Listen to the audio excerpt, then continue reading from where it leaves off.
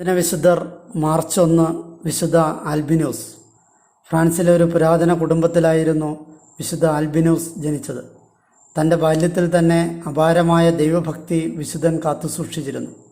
യുവാവായിരിക്കെ തൻ്റെ മാതാപിതാക്കളുടെ ആഗ്രഹത്തിനെതിരായി വിശുദ്ധൻ ടിൻറ്റില്ലൈൻഡ് ആശ്രമത്തിൽ ചേർന്നു.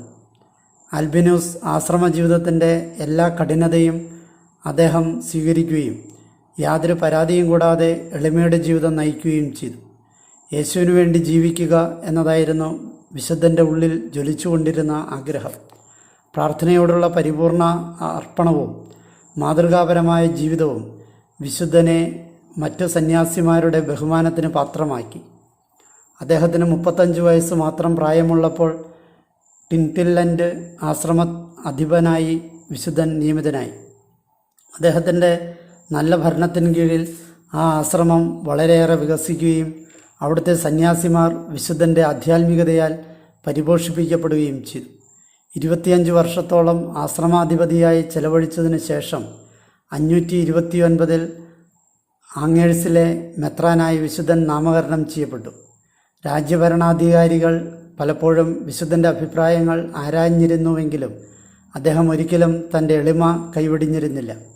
ഒരു മെത്രാൻ എന്ന നിലയിൽ ആൽബിനൂസ് തൻ്റെ ദൈവജനത്തിൻ്റെ ക്ഷേമത്തിനായി അക്ഷീണം പരിശ്രമിച്ചു. അവർക്ക് നല്ല മാർഗനിർദ്ദേശങ്ങൾ നൽകി. രാജാവായ ചിൽഡബർട്ടിൻ്റെ സഹായത്തോടെ വിശുദ്ധൻ ഒർലിൻസിൽ 2 ആലോചനാ സമിതികൾ വിളിച്ചു കൂട്ടുകയും കുടുംബങ്ങളിൽ നടന്നു വന്നിരുന്ന നിഷിദ്ധമായ വിവാഹങ്ങളെ അദ്ദേഹം എതിർക്കുകയും ചെയ്തു. ഇതിനിടെ വിശുദ്ധൻ്റെ രൂപത വിജാതീയരാൽ ആക്രമിക്കപ്പെടുകയും നിരവധി പൗരന്മാർ അടിമകളാക്കപ്പെടുകയും ചെയ്തു.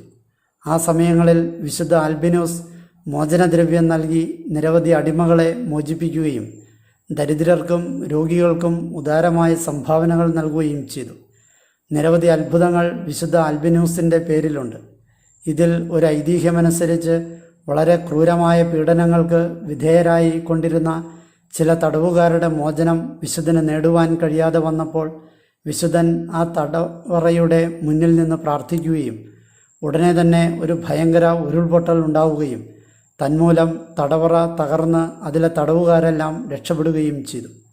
ആ തടവുകാർ പിന്നീട് ക്രിസ്ത്യാനികളാവുകയും അനേകർക്ക് മുന്നിൽ മാതൃകാപരമായ ജീവിതം നയിക്കുകയും ചെയ്തു.